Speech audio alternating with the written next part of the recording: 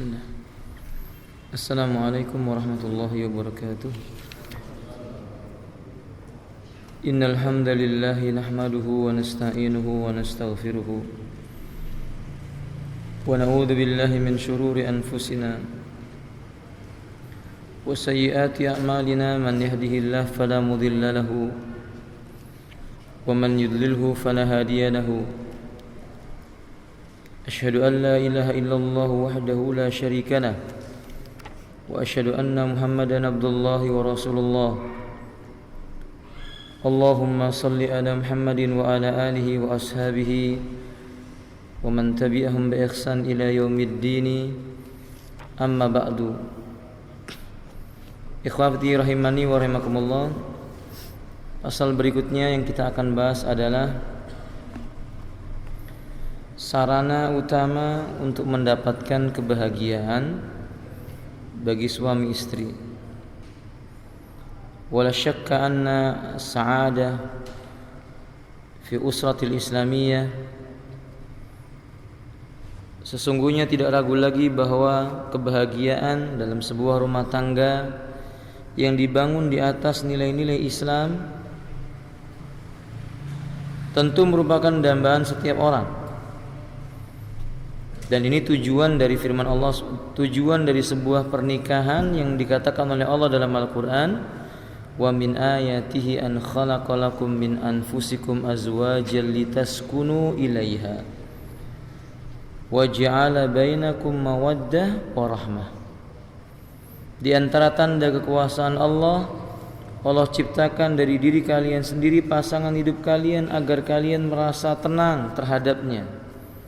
Lalu Allah akan jadikan di antara kalian sikap saling mencintai dan menyayangi. Dan kita perlu mengetahui bahwa kebahagiaan dalam rumah tangga itu taufik dari Allah Azza wa Jalla. Hidayah yang diberikan oleh Allah kepada yang dikehendaki oleh Allah Azza wa Jalla. Sehingga perkara ini diusahakan. Karena Nabi SAW itu menyebutkan i'malu innallaha muyassiru bikum.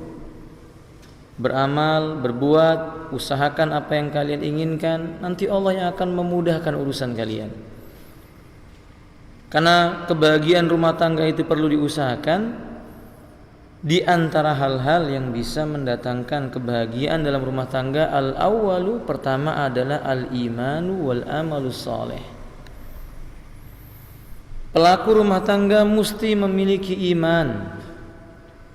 Tidak cukup sampai di situ, dia mesti melaksanakan amalan yang soleh. Karena Allah Subhanahu wa taala menyebutkan dalam surah An-Nahl, wa min thamaratin nakhili wal a'nabi tattakhiduna minhu sakaran wa rizqan hasana. Inna fi dzalika laayatan liqaumi ya'qilun. Yani khabila rahimani wallah.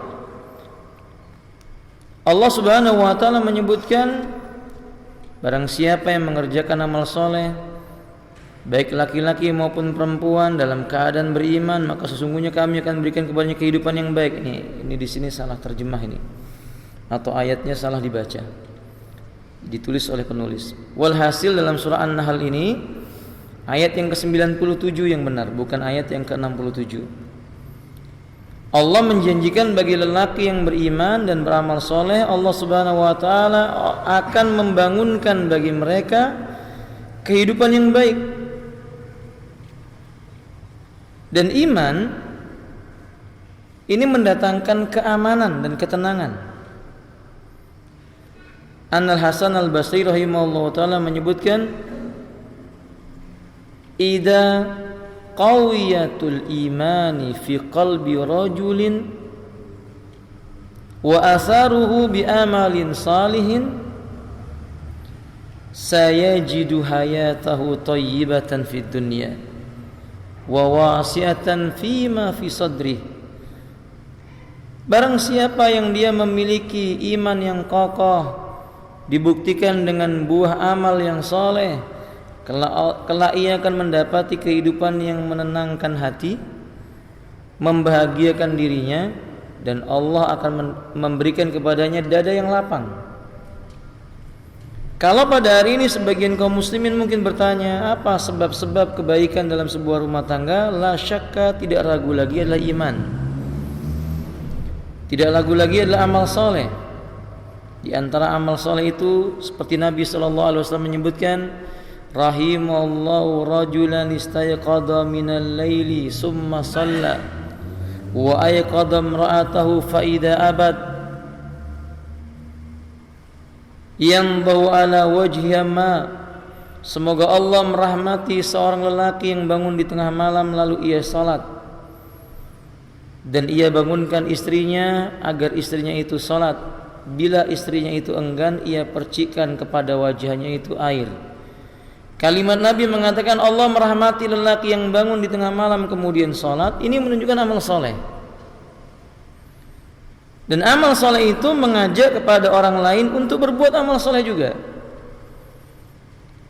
Yang perlu digarisbawahi, tidak disebut amal soleh kecuali terpenuhi dua syarat. Syarat yang pertama tentu saja ikhlas karena Allah Ta'ala.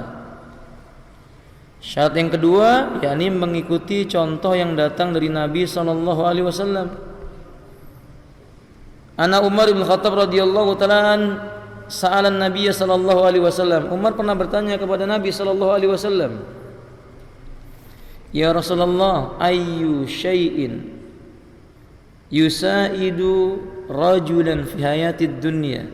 Wahai Rasulullah, perkara apa yang membuat seorang lelaki bisa mendapatkan kebahagiaan di kehidupan dunianya? Qala alaihi salatu wassalam, imra'atun salihatun, wanita yang salihah. yakni wanita yang mengerjakan amal soleh menjadi sebab kebahagiaan bagi suaminya. Hasan al-Basri pernah ditanya oleh muridnya, ya Imam, liman uzawwiju ibnati, kepada siapa anak wanitaku harus aku nikahkan? Qala rahimahullahu ta'ala, liman dawil ilmi wal imani wal amali salih, kepada orang yang memiliki pengetahuan agama, imannya kokoh, ditandai dengan memperbanyak amal soleh. Jadi dengan demikian, alhamdulillah rahimakumullah, kebaikan rumah tangga itu sarana yang paling utamanya adalah iman. Seandainya seorang muslim, seperti yang telah saya jelaskan pada pertemuan-pertemuan sebelumnya, mereka mengambil pendapat yang mengatakan bolehnya menikahi wanita ahlul kitab misalnya, kita katakan dalam permasalahan ini, itu tidak akan menjamin kebahagiaan datang kepada dirinya jika dia menikahinya karena sebab kecantikannya tanpa memperhatikan nilai iman yang ada dalam wanita tersebut. Karena dalam riwayat Imam Abu Daud, Nabi SAW menyebutkan, faman nakaha imra'atan bijamilatiha azana fid dunya wa yaumil qiyamah, barang siapa yang dia menikahi wanita karena sebab kecantikannya saja, kelak Allah jadikan dia menyesal, bersedih di kehidupan dunianya dan di hari kiamat. Nah, makanya seperti itu, alhamdulillah, penting sekali seorang mukmin ketika mau menikah mencari wanita yang mukminah, yang memiliki iman. Bukan hanya itu, yang beramal soleh. Qala Nabi sallallahu alaihi wasallam, ad-dunya mata wa khairu mata'id dunya al-mar'atus salihah. Dunia itu merupakan perhiasan yang menipu. Sebaik-baik perhiasan dunia bagi seorang lelaki, wanita yang salehah. Amal solehnya mendatangkan kebaikan. Amal solehnya mendatangkan ketenangan. Al-Imam Syafi'i rahimahullahu ta'ala menyebutkan, idza kana ar-rajulu yu'tihu Allah ta'ala al-iman wal ilma summa a'tahu Allah tabaraka wa ta'ala imra'atan salihatan fa wallahi innahu la yajidu sa'adatan fid dunya balil jannatu fid dunya, atau kama qala rahimahullahu ta'ala. Bila seseorang diberikan oleh Allah Subhanahu wa ta'ala keutamaan ilmu agama, bila seseorang dikarunia oleh Allah ilmu, lalu Allah berikan dalam hatinya hidayah, ditambah satu lagi, seorang istri yang salihah, maka orang itu mendapatkan kebahagiaan dunia, bahkan surganya dunia dia telah peroleh. Sampai Umar bin Khattab radhiyallahu taala menyebutkan, "Law kana Allah tabaraka wa taala lam yu'ti rajulan illa imra'atan salihatan wa waladan salih lakafathu." Kalau seandainya Allah tidak memberi kepada seseorang di kehidupan dunianya kecuali istri yang salihah, kecuali diberikan kepadanya anak yang salih dan istri yang salihah, itu lebih baik bagi dirinya, cukup untuknya. Karena memang ikhwanilah rahimanillah, seluas apapun rumah yang dimiliki oleh seseorang dan setinggi apapun jabatannya, sekaya apapun harta bendanya, bila dia tidak memiliki iman, enggan mengerjakan amal soleh, begitu pula yang dijumpai pada istrinya tidak seperti itu, pasti dia akan merasakan dunia ini menyesakkan dadanya. Makanya ikhwanilah rahimanillah, iman membahagiakan seseorang. Amal soleh menjadi sebab datangnya keberkahan pada diri seseorang. Qala Nabi sallallahu alaihi wasallam, ajaban li amril mu'min, alangkah menakjubkan urusannya orang yang beriman itu. Inna amru kulluhu khair, seluruh urusannya orang beriman itu mengandung kebaikan. Idza asabathu sarra syakara wa huwa khairul lah, wa in asabatu darra sabara wa huwa khairul lah, wa la yujadu dzalika illa fil mu'min, atau kama qala alaihi salatu wassalam. Bila Allah Subhanahu wa taala sesungguhnya menakjubkan sekali urusan orang beriman itu, semua urusannya mengandung kebaikan. Bila Allah berikan kepada orang yang beriman itu kebahagiaan, maka dia bersyukur. Bila Allah Subhanahu wa taala berikan ujian kepadanya berupa kemudaratan, maka dia bersabar. Mana segi pendalilannya maksudnya di sini? Ya, ini gambaran bahwa orang yang memiliki amal soleh, iman yang kuat, dia tidak melihat perkara yang datang kepadanya dari takdir melainkan baik. Dia tidak akan melihat apa saja yang Allah takdirkan kepada dirinya melainkan nilainya baik. Baik takdir itu berupa kebahagiaan maupun takdir itu berupa sesuatu yang mungkin saja menurut pandangan matanya menyengsarakan, dia tetap menerimanya dan di sisinya itu baik. Karena tidak mungkin Allah memberikan kepada hambanya kecuali yang terbaik buatnya, dan itu nggak mungkin terjadi kecuali pada diri orang yang punya iman yang kuat. Coba kalau kita jumpai pada masa sekarang, ikhwati rahimani rahimakumullah, ketika iman tidak dimiliki atau iman itu tipis pada diri seseorang, sekaya apapun yang dimiliki oleh seseorang, maka rumah tangganya tidak akan tenang. Datang kepada saya seorang wanita yang suaminya kaya raya, tapi dia berkata tidak pernah tidur nyenyak di sisi suaminya, selalu gelisah dan merasa curiga. Kenapa? Karena suaminya bukan memiliki tanda-tanda orang yang soleh. Pekerjaannya bertemu dengan keluarga itu sekian lama dia tinggalkan baru dia berjumpa. Ini pekerja di tempat yang jauh.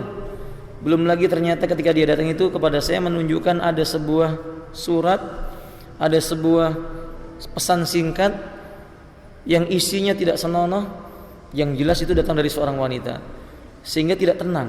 Kita katakan ini karena tidak punya iman yang kuat. Lelakinya tidak memiliki iman yang kuat, wanitanya juga tidak dibarengi dengan keimanan yang kuat, maka Allah Subhanahu wa taala uji mereka dengan kegelisahan dalam hatinya. Adapun orang-orang yang beriman, ikhwati rahimanillah, seperti seorang lelaki yang bernama Zaid, yang istrinya datang kepadanya wanita-wanita yang buruk akhlak, lalu dia berkata, "Inna Zaidan rajulun yuhibba zawad." Tahukah kamu Zaid itu lelaki yang suka menikah? Apa kata istrinya? "Wallahi ana a'lamu minkunna." Saya lebih tahu daripada engkau.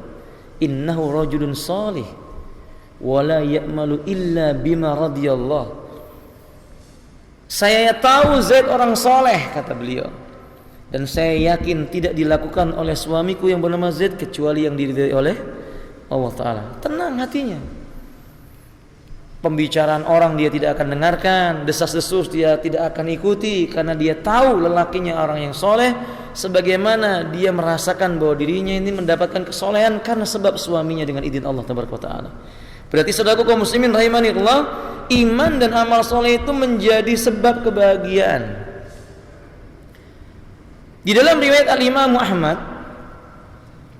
ketika Umar bin Khattab radhiyallahu ta'ala ditanya oleh seorang lelaki, "Ya Amirul Mukminin, nakahtum ra'atan salasata ashhurin. Saya menikahi seorang wanita sudah 3 bulan. Walakinna la ajidu fi qalbi sakinatan. Tapi saya enggak dapat ketenangan. Qala al-imam, qala Amirul Mukminin, la'allaka taraka witran fi kulli lailatin. Barangkali kamu ini orang yang enggak pernah salat witir. Kata Amirul Mukminin, mungkin kamu ini orang yang enggak pernah salat witir, tidur aja kerja kamu. Kata lelaki ini, sadaqta, engkau benar wahai Amirul Mukminin. Coba lihat ini, Pak. Ketika lelaki ini mengadu kepada Amirul Mukminin, aku enggak mendapatkan ketenangan padahal aku udah nikah 3 bulan. Kata Amirul Mukminin, mungkin kamu enggak pernah qiyamul lail. Salat witir itu salah satu indikasi seorang saleh atau tidak. Hanya karena sebab dia meninggalkan salat witir, Allah uji dia dengan tidak mendapatkan ketenangan terhadap keluarganya. Kita bisa bayangkan bagaimana kalau orang itu enggak salat sama sekali, padahal itu salat witir. Yang nilai salat witir itu cuma sunnah, enggak wajib. Hukum asal salat witir itu sunnah. Lalu bagaimana kalau seseorang itu dijumpai tidak pernah sholat? Mungkinkah dia mendapatkan ketenangan dalam rumah tangganya? Kita katakan kadzab, pasti bohong. Gak mungkin manusia meninggalkan sholat dia bisa mendapatkan ketenangan dalam rumah tangganya. Tidak mungkin. Seorang suami bisa tenang kalau istrinya gak pernah sholat. Seorang wanita bisa tenang kalau suaminya gak pernah sholat. Dengar suara adzan dia tidur. Datang panggilan ke masjid, dia lari pergi ke tempat-tempat yang menurut mereka menenangkan hati, padahal justru merusak hati. Nah, ikhwati rahimanillah, itu baru sebagian kecil tanda kesolehan. Bisa mendatangkan ketenangan, ditinggalkan mendatangkan kesengsaraan. Di dalam kitab Syiar min Alamin Nubala, Hasan Al-Basri pun demikian. Dia berkata, ya Amirul Mukminin fil hadis, yakni maksudnya Imam Hasan Al-Basri. Fawajadtu tuzalzilu qalbi aynama indi zauzati. Saya ini heran. Setiap kali saya bersanding dengan istri saya, hati saya ini justru gelisah, tidak mendapatkan ketenangan. Padahal Allah menyebutkan litaskunu ilaiha, supaya kamu bisa merasa tenang dengan istrimu. Apa kata beliau? Aksirul istighfar wa taubah ilallah ta'ala. Perbanyaklah olehmu meminta ampunan kepada Allah. Saya ulangi, perbanyaklah olehmu beristighfar, memohon ampunan kepada Allah, dan bertobatlah kepada Allah tabaraka wa taala. Lianna laisa raqibul ladzi yarqibu raqiba summa yamna'u illa 'ala raqibi syai'un. Karena tidak mungkin seorang penunggang kuda ketika dia menunggangi tunggangannya itu meronta tunggangannya, kecuali pada diri pelaku penunggang kuda itu penuh dengan dosa. Ada sebuah kesalahan, yakni enggak soleh. Makanya Bapak seolah-olah beliau mengisyaratkan kesolehan itu menjadi sebab kebahagiaan dalam rumah tangga. Ketika pelaku rumah tangga itu meninggalkan amal soleh, seperti yang dikinayakan oleh beliau tadi itu, penunggang onta atau kudanya meronta, itu karena penunggang kudanya punya dosa, nggak soleh. Kalau penunggang kudanya soleh, Allah akan tundukkan. Jangankan binatang, bumi ini Allah akan tundukkan untuknya. Sebagaimana tegas Allah Subhanahu wa taala menjelaskan bahwa permukaan bumi ini untuk kaum mukminin.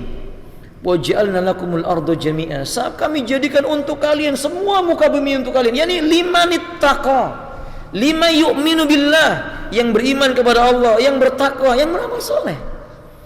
Jadi ikhwati rahimanillah, ini sarana pertama yang paling penting. Demi Allah kita menjumpai orang miskin yang makan sehari cuma sekali, berpakaian ganti 3 hari sekali, sepatu mereka mungkin sudah rusak, kendaraan mereka mungkin cuma sepeda saja, tapi mereka mendapatkan ketenangan hati, ketentraman dalam rumah tangganya, selalu merasa bersyukur kepada Allah Azza wa Jalla karena sebab iman dan amal soleh. Bukankah Abu Ubaidah itu lelaki yang miskin, Bapak? Sampai Amirul Mukminin pun datang menjumpai beliau. Amirul Mukminin nangis. Umar bin Khattab menjumpai Abu Ubaidah menangis. Bagaimana tidak? Sementara rumah yang ditempati oleh Abu Ubaidah itu bila didorong oleh Amirul Mukminin, salah satu dari tempat mengikat pintunya itu akan lepas. Ketika beliau masuk ke dalam rumah itu tidak tersedia bagi beliau kecuali 1 buah piring dan 1 buah gelas. Kalau kita piring berapa? Kemudian beliau tidak menjumpai tempat tidur kecuali sebuah alas yang terbuat dari pelepah kurma yang dihancurkan. Amirul Mukminin menangis. Makanya Abu Ubaidah kembali mengingatkan, wahai Amirul Mukminin, bukankah pernah aku katakan kepadamu, jangan pernah datang ke rumahku, niscaya engkau akan membuat aku bersedih. Maksudnya Abu Ubaidah, karena engkau menangis melihat aku jadi bersedih. Padahal Abu Ubaidah selalu merasa tenang dengan keadaannya. Ketika Umar berkata, minta apa yang kamu mau.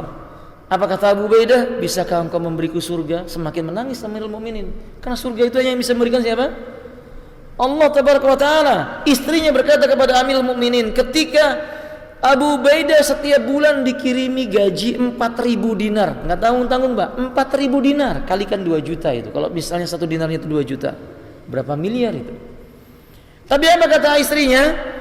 Sesungguhnya Abu Ubaidah setiap menerima apa yang datang darimu, dia hanya mengambil 2 dinar. Lalu 2 dinar diberikan kepadaku, sisanya dia berikan kepada orang yang ada di sekelilingnya. Ini yang kita ingin ambil faedah, amal solehnya ini, kemiskinan yang ada di sisinya tidak membuatnya bersedih. Allah hibur dengan amal solehnya itu. Allah Subhanahu wa Ta'ala tinggikan derajatnya Abu Ubaidah. Bahkan Nabi sangat percaya dengan Abu Ubaidah bin Jarrah. Dan sebab itu saudaraku kaum muslimin rahimani Allah, ketika seorang wanita, ketika istrinya Abu Ubaidah ditawari oleh Amirul Mukminin, apakah engkau menginginkan yang lebih daripada ini? Apa kata istri beliau? Beliau mengatakan, sesungguhnya Allah cukup bagiku ketika Allah memberikan kepadaku lelaki yang bernama Abu Ubaidah. Coba lihat, iman, amal soleh. Bandingkan dengan zaman sekarang, Pak. Masya Allah, wanita zaman sekarang sulit dicari yang seperti ini. Kebanyakan wanita pada zaman sekarang justru mengukur bahagia itu dengan sebab apa? Materi duniawi. Ternyata istri Abu Ubaidah tidak. Itu contoh amal soleh. Abu Dar Al-Ghifari, kita nggak ragu lagi tentang kisah Abu Dar. Saking miskinnya itu Bapak, beliau tinggal di tempat yang terpencil yang nggak ada tetangganya. Lalu beliau memakan sebuah roti. Di saat beliau makan roti, tiba-tiba beliau melihat semut yang berderet di dinding. Beliau bagi rotinya itu kepada semut itu. Diberikan semut itu roti-roti. Sejak saat itu digelari dengan Abu Dar, bapaknya semut. Dar itu artinya semut. Kemiskinannya, apakah istrinya Abu Dar kemudian menyesal menuntut untuk Abu Dar memberikan kepadanya itu harta benda? Tidak. Di saat ditanya oleh sahabat Umar bin Khattab radhiyallahu ta'ala, "Kaifa bi Abi Darrin?" Bagaimana dengan saudaraku Abu Dar? Qalat innahu rajulun salih. Dia lelaki saleh. Ashkurullah ta'ala hainama a'taniya rajulan yusamma Abu Darrin. Saya bersyukur kepada Allah ketika Allah mengaruniai saya suami seperti Abu Dar. Apakah kekayaan? Tidak. Tapi Abu Dar itu Bapak lelaki yang zuhud, tidak berbicara kecuali yang hak. Tidaklah beliau memiliki sebuah harta yang beliau makan, melainkan setiap apa yang ada di dekatnya mendapatkan bagiannya. Masya Allah. Ini yang membuat tenang istrinya, membuat tenang istrinya Abu Dar. Maka ini amal soleh. Ketika seorang mukmin melakukan sebuah kebatilan, pelanggaran terhadap syariat Allah Tabaraka wa Ta'ala, niscaya Allah akan uji dia dengan kegelisahan, ketidaktenangan di dalam hati. Dan itu waqi'. Al-Imam Syafi'i rahimahullah ta'ala menyebutkan, wa innamal ma'siyatu yata'assaru fi wajhi rajulin hatta yabqa fi qalbi la yajidu illa hazanan, atau kama qala rahimahullah ta'ala, orang yang melakukan sebuah kedurhakaan kepada Allah ta'ala berdampak pada wajahnya, tertinggal kesedihannya di dalam hatinya. Sekalipun dia punya istri yang cantik, harta yang banyak, teman-teman yang menurutnya itu bisa menghibur dirinya, demi Allah dia nggak akan mendapatkan ketenangan.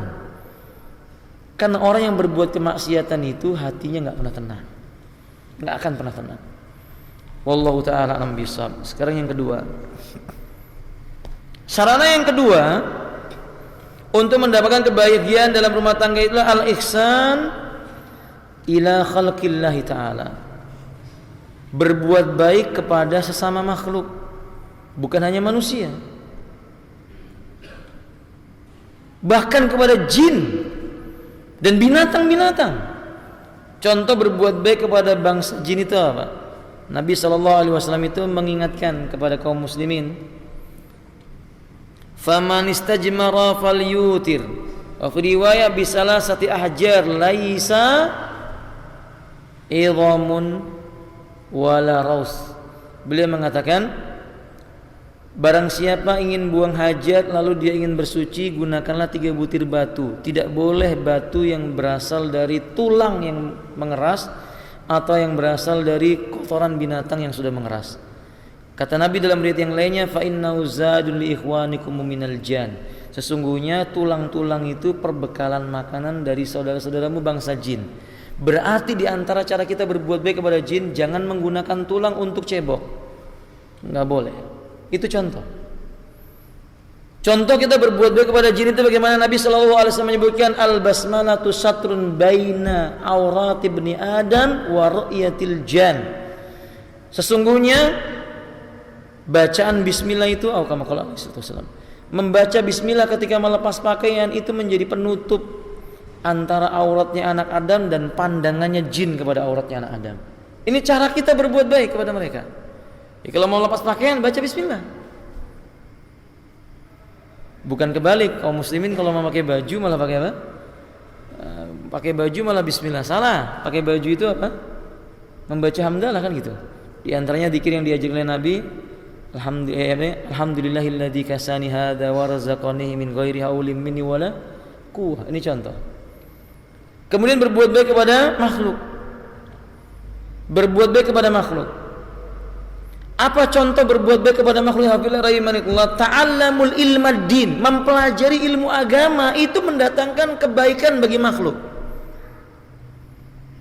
Makanya ikhwafillah rahimanillah, Abu Bakar As-Siddiq itu menyebutkan, tidak menjadi baik umat ini, tidak menjadi baik alam semesta ini kecuali hamba-hambanya mengenal Allah tabaraka wa taala.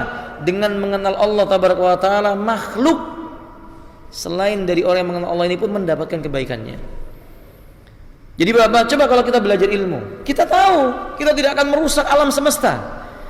Kalau kita belajar ilmu dalam riwayat yang sahih, orang yang hadir dalam majelis ilmu itu seluruh penghuni lautan, ikan-ikan yang ada dalam lautan, binatang-binatang yang ada di dalam lubang-lubang bumi, semua bersolawat memohonkan ampunan kepada penuntut ilmu. Mengapa demikian? Karena mereka tahu orang yang mengerti ilmu agama gak akan berbuat zalim dan merusak alam semesta. Dan itu kebaikan bagi binatang. Coba lihat pada zaman sekarang Bapak, ketika manusia tidak mau mempelajari agama, rusak alam semesta ini. Semua digali dengan cara yang zalim. Apa saja yang kita jumpai, hutannya hancur gak karu-karuan, buminya sudah berlobang-lobang, isi di dalamnya dikuras seenak sendiri, karena nggak punya iman dan amal soleh, nggak punya keinginan mempelajari ilmu agama. Kalau manusia itu mempelajari ilmu agama, dia akan baca firman Allah, dhaharal fasadu fil barri wal bahri bima kasabat aydin nas. Telah nyata kerusakan di daratan dan di lautan, semua itu karena tangan-tangan manusia. Kalau manusia belajar agama, dia akan merusak alam semesta. Maka kita akan menjumpai seluruh binatang bersolawat kepada Allah, yang memohonkan ampunan kepada Allah untuk ahlul ilmu. Ini cara kita berbuat baik kepada makhluk yang disebut dengan binatang. Dan saudaraku kaum muslimin rahimani wa rahimakumullah, dahulu kata Imam Syafi'i rahimahullah taala, manusia itu di zaman beliau ini Pak, dulu manusia melihat burung merpati, melihat bob yang berjalan di muka bumi, tenang hatinya. Tapi pada hari ini manusia melihat burung yang terbang, binatang yang berlari, itu mereka ketakutan karena akan terjadi sesuatu. Kan begitu Bapak? Iya atau tidak? Kalau dulu kita melihat binatang burung berkicau, tenang hati ini, senang, karena memang itu membahagiakan kita, karena kita berbuat baik kepada mereka. Coba sekarang kita ngelihat yang namanya harimau masuk kampung. Kalau dahulu Bapak, para sahabat melihat singa di padang pasir biasa saja. Bahkan sudah pernah saya sampaikan kepada Anda, sebagian singa-singa padang pasir itu menolong kaum muslimin. Di antaranya apa? Abu Lahab punya 2 orang anak. Salah satu dari anak Abu Lahab ini senang mencela Nabi. Suatu ketika Nabi itu ditendang bagian pinggangnya sampai tersungkur. Padahal ini anaknya ini menantunya Nabi. menikah dengan salah satu putrinya Nabi. Maka kemudian Nabi mengatakan, sesungguhnya engkau akan mati dalam keadaan diterkam oleh singa. Benar. Kaum muslimin tenang sejak saat itu mengetahui bahwa singa itu bukan musuh bagi kaum muslimin. Sehingga kaum muslimin di padang pasir bertemu dengan singa, mereka biasa saja. Sebaliknya orang-orang musyrik yang mencela Nabi ketika mereka mengadakan perjalanan, lalu Abu Lahab bersama dengan anaknya 2 orang, mereka membuat sebuah lingkaran, anaknya Abu Lahab itu diletakkan di tengah-tengah dengan harapan kalau ada singa yang datang, sahabat-sahabatnya akan membunuh singa itu. Ternyata tidak, dengan izin Allah singa itu melompat dan yang diterkam cuman orang itu saja yang pernah menendang Nabi SAW. Yang ingin kita ambil faedah, bagaimana berbuat baik kepada binatang-binatang ini dengan cara mempelajari ilmu agama, menjadikan mereka santun kepada manusia. Pernah bapak-bapak menjumpai di zaman orang-orang yang soleh singa memakan orang soleh? Nggak ada. Singa yang menerkam penuntut ilmu tidak ada. Harimau yang menerkam orang-orang yang mempelajari agama Allah tidak dijumpai, karena mereka bersolawat kepada penuntut ilmu. Tapi pada hari ini berapa banyak kita mendengar orang diterkam di hutan oleh harimau, dimakan oleh buaya, diterkam oleh hiu dan sebagainya, karena sebab mereka meninggalkan ilmu. Ketenangan hilang. Wallahu ta'ala a'lam bishawab. Kemudian lebih daripada itu, berbuat baik kepada manusia. Allah Subhanahu wa taala berfirman, la khaira fi katsirin min najwahum illa man amara bi shadaqatin aw ma'rufin aw islahin bainan nas. Wa may yaf'al dzalika ibtigha'a mardatillah fa sawfa nu'tihi ajran 'azima. Tidak ada kebaikan pada kebanyakan bisikan-bisikan. Bisik-bisik itu enggak ada baiknya. Kecuali bisikan-bisikan dari orang yang menyuruh manusia memberi sedekah, berbisik ayo sedekah, atau berbuat yang ma'ruf, ayo salat, atau mengadakan perdamaian di antara manusia. Ini menunjukkan bukti di antara tanda-tanda yang mendatangkan ketenangan jiwa seorang hamba, berbuat kebaikan kepada orang lain. Wallahi ikhwati rahimani wa rahimakumullah. Sekali lagi ini lelaki yang bernama Abu Ubaidah. Di setiap pagi kerja beliau itu duduk di depan pintu menunggu orang fakir lewat, lalu dia berkata, hadiyatun laka aw shadaqatun alaika. Ini sedekah buatmu, hadiah buat kamu. Suatu ketika beliau ikhwati rahimanillah di satu hari enggak ketemu sama fakir miskin satu pun. Kemudian dia menangis berkata kepada istrinya, hadzal yaumul ladzi musibatun asaballahu ala Abi Ubaidah. Ini hari di mana hari Allah memberikan kepada Abu Ubaidah musibah, bencana. Dia tidak merasa tenang sebelum beliau bisa bersedekah kepada fakir miskin. Yang kita ingin ambil faedah, ketenangan itu didapatkan oleh beliau setelah beramal soleh, berbuat baik kepada orang lain. Dan memang benar, hal jazaul ihsan ilal ihsan. Bukankah sebuah kebaikan itu tidak dibalas kecuali juga dengan kebaikan oleh Allah Tabaraka wa taala? Nah makanya ikhwati rahimani wa rahimakumullah, di saat Aisyah radhiyallahu taala anha, Nabi sallallahu alaihi wasallam berkata kepadanya, ya Aisyah tu hal ladaiki qub, ada makanan yang bisa dimakan pada hari ini? Qalat Aisyah, maafi, tidak ada. Tadinya ada 2 butir kurma. Maaf, 3 butir kurma kata beliau. 2 butir ku berikan kepada seorang wanita yang membawa 2 orang anak. Lalu wanita itu membelah 1 butir kurma, 1 lagi dikantongi olehnya. Kata Aisyah, aku mengira itu untuk 2 anaknya lagi, maka yang 1 butir ku berikan lagi ya Rasulullah, supaya wanita itu bisa memakannya. Apa kata Nabi SAW? Semoga Allah memberkahi dirimu dan mendatangkan ketenangan dalam hatimu. Menunjukkan berbuat baik kepada orang lain mendatangkan ketenangan. Kultu, saya katakan Bapak, la siyama, lebih-lebih dalam masalah ini, dalam rumah tangga seharusnya perbuatan baik itu diawali dari pelaku rumah tangga itu kepada orang yang diajak untuknya berumah tangga. Maksudnya suami kepada istri, istri kepada suami. Jangan sampai seorang lelaki itu bisa berbuat baik dengan orang lain tapi istri mereka disia-siakan, nggak benar. Saya pernah menjumpai seorang lelaki, masya Allah sedekahnya untuk masjid luar biasa, untuk majelis ilmu luar biasa. Ada teman berkeluh kesah mau punya hutang, mau berhutang, dikasih. Istrinya ngeluh, sendal saya ini udah 3 bulan begini loh Bi. Apa kata suaminya? Zuhud mi. Coba lihat. Istrinya disuruh zuhud, padahal cuma minta diberikan apa? Sendal. Ini saya terjadi karena memang seorang wanita pernah berkeluh kesah kepada saya tentang masalah ini. Ini contoh tidak dibenarkan. Contoh yang tidak benar dilakukan oleh lelaki ini terhadap keluarganya. Seharusnya seorang lelaki lebih pantas berbuat baik kepada istrinya. Bukankah Nabi kita mengatakan dalam riwayat Imam Muslim, khairu sadaqatikum sadaqatikum li ahlikum. Sebaik-baik sedekah uang yang kalian belanjakan adalah uang yang kalian belanjakan untuk keluarga kalian, tentu karena Allah. Sedekah kepada masjid, sedekah kepada jalan raya, untuk jalan raya maksudnya, sedekah untuk fakir miskin lebih utama sedekah yang diberikan kepada istri. Karena orang yang bisa berbuat baik kepada istrinya, Allah akan berikan kemudahan untuk berbuat baik kepada orang yang lainnya. Tapi kalau manusia tidak bisa berbuat baik kepada istrinya, perbuatan baiknya kepada orang lain ini fi syai'. Kata Imam Al-Utsaimin, fi syai', ada sesuatu ini. Kalau sama istrinya dia nggak bisa berbuat baik, tapi sama orang lain bisa berbuat baik, itu pasti ada sesuatu. Apa itu? Inna fi amali ria'an nas. Amalannya itu mengharapkan pandangan mata manusia, riya, sum'ah. Nabi SAW berkata dalam hadis yang sahih, tahadu tahabu, salinglah memberi hadiah, niscaya kalian akan saling mencintai. Lihat ini, berbuat baik kepada orang dengan memberi hadiah mendatangkan kecintaan itu untuk diri kita. Pertanyakan kepada diri kita, saudara kaum muslimin pada hari ini, berapa hadiah yang sudah kita berikan untuk istri kita? Padahal Nabi itu Bapak tiap hari bawa hadiah buat Aisyah, buat Hafsah, buat istri-istrinya. Setiap Nabi itu keluar masjid, keluar dari rumah, pulang-pulang pasti ada hadiah untuk istrinya. Ya kita lah Bapak, ini pelajaran buat kita. Ya, kalau bawa pulang kerja, cobalah hadiah buat istri, mungkin remeh, martabak ya Pak ya, atau terang bulan, tapi itu menyenangkan hati istri. Dan itu mendatangkan ketenangan dalam hati kita.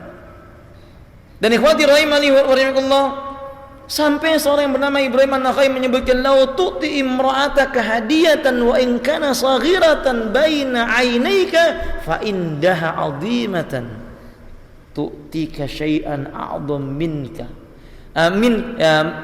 tu'tika syai'an ja'a minka. Kalau kamu berikan sesuatu kepada istrimu yang menurut pandanganmu itu kecil, remeh, ketahuilah di sisi istrimu itu besar, nanti dia akan balas yang jauh lebih baik daripada dirimu. Ternyata ini kuncinya Pak. Kalau kita ingin bahagia rumah tangga kita itu menjadi orang yang apa? Memberi, bukan menuntut. Jadi penjelasan beliau ini maksudnya berbuat baik kepada makhluk. Jadilah seseorang yang bisa bernilai kebaikan bagi orang lain. Jangan mengharap orang lain yang bernilai kebaikan buat kita. Rumah tangga itu kalau mau bahagia, kasih istri, berikan haknya, jangan tuntut hak kita. Nanti dia akan berikan haknya kepada kita. Hak kita yakni diberikan olehnya. Nah, ternyata rumah tangga sekarang ketika kita jumpai permasalahan terjadi, ketenangan tidak dijumpai dalam rumah tangga karena ini masing-masing menuntut hak. Contoh, suami berkata kepada istrinya, "Ingatlah wahai istriku, hak orang tuamu telah berpindah kepadaku. Apa saja yang aku katakan turuti." Ini egois. Ini laki-laki egois seperti ini. Nabi tahu bahwasanya hak seorang suami itu demikian, tapi tidak pernah Nabi mengatakan kepada istrinya, semua mauku ikuti. Enggak. Bahkan Nabi melihat apa yang disukai oleh istrinya. Ia beri. Selalu diberi oleh Nabi SAW. Apa contohnya Bapak? Kesukaan Aisyah itu apa?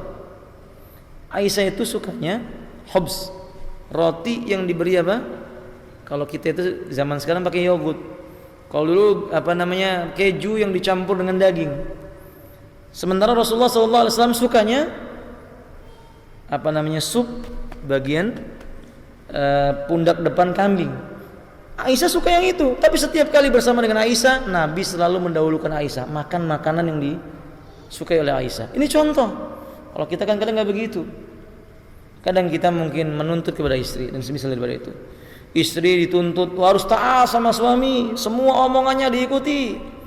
Tapi kalau istri yang berkata sedikit saja, maka kita pun menolaknya. Ini contoh kalau seperti ini kita nggak akan menjumpai ketenangan dalam rumah tangga kita. Wallahu taala alam bisawab.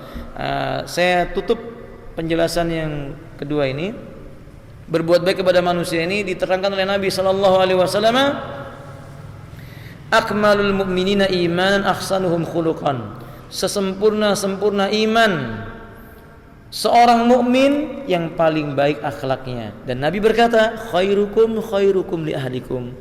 Kalian yang paling baik di sisi Allah, kalian yang paling baik kepada istri-istri kalian. Yani kepada istri-istri kalian. Nah, ikhwati rahimani warakallah. Nah, ini camkan baik-baik. Jadilah seorang suami yang berbuat baik kepada istrinya tanpa harus menuntut istri itu berbuat baik kepada kita, karena Allah sudah mengatakan dengan janjinya as-salihat lis-salihin.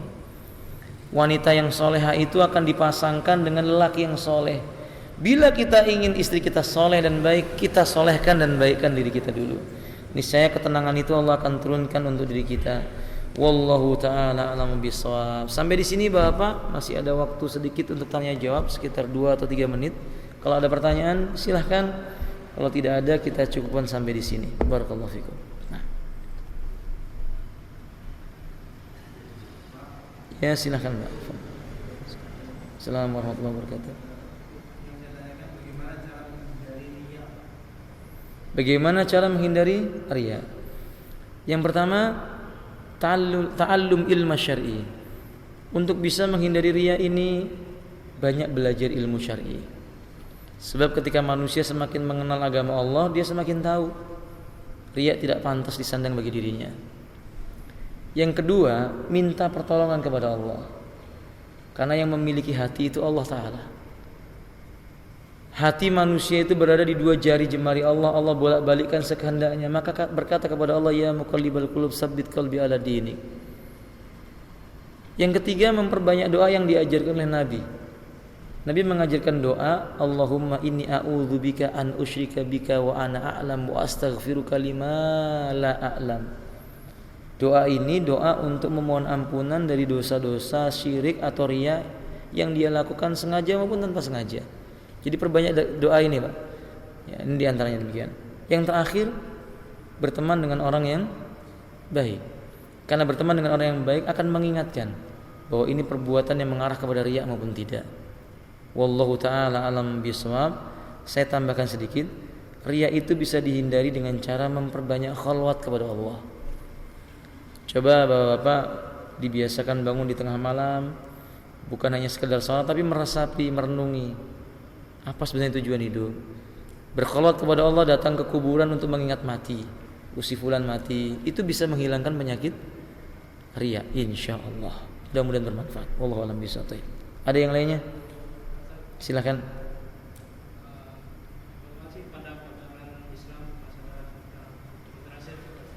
Tentang KB. Apa hukum KB di dalam Islam? Al-aslu fil asya'i ibaha. Pada asalnya segala sesuatu dalam urusan-urusan dunia itu diperbolehkan, kecuali yang diterangkan tentang keharamannya dari nas Al-Quran maupun Sunnah.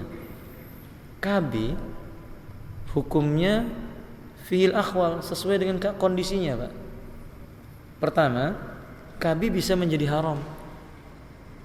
Kapan KB itu hukumnya haram? Ketika seseorang tidak menginginkan memiliki anak, padahal salah satu tujuan dari menikah adalah memiliki anak.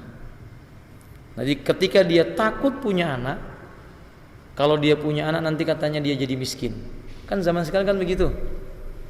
Berapa anaknya Pak? 2 aja udah repot Ustaz, apalagi 3. Penghasilan saya berapa sih Ustaz? Berarti dia kan takut miskin dengan adanya anak. Padahal dia tahu mungkin saja dia bertambah rezekinya. Mungkin dulunya dia mungkin kerjanya biasa-biasa saja. Setelah dia punya anak, naik jabatannya. Dia gak sadar bahwa itu barokah dari anaknya, rezeki yang diberikan oleh Allah melalui ayahnya. Nah, maka saudara-saudara kaum muslimin, hukum KB menjadi haram seandainya seseorang itu takut memiliki anak karena dia takut miskin. 2, KB menjadi haram, KB menjadi makruh hukumnya. Kapan ini menjadi makruh? Di saat dia sebenarnya tidak memerlukan untuk melakukan KB, tapi kemudian melakukan KB juga karena dia mungkin mengira bahwa itu tidak akan menjadikan sebab anak bagi dirinya. Padahal dulu di zaman Nabi ada seorang lelaki. Dia bertanya kepada Nabi sallallahu alaihi wasallam, "Ya Rasulullah, waqatu jariyati." Saya mengumpuli budakku. Tetapi kata dirinya, akan tetapi aku melakukan azl. Azl itu artinya menumpahkan airnya di luar tempatnya, Pak. Oke? Menumpahkan airnya di luar tempatnya. Ya kalau kita mungkin sekarang memahaminya KB itulah, pakai alat kontrasepsi dan semisalnya. Kata Nabi SAW, kenapa engkau lakukan itu? Allah Subhanahu wa taala kalau menakdirkan pada dirimu ada anak, walaupun engkau tumpahkan di mana saja tetap akan punya anak. Faham maksudnya, Bapak? Artinya, kalau itu tidak diperlukan karena hajat yang syar'i enggak perlu. Ketiga, hukum KB menjadi mubah. Kapan menjadi mubah?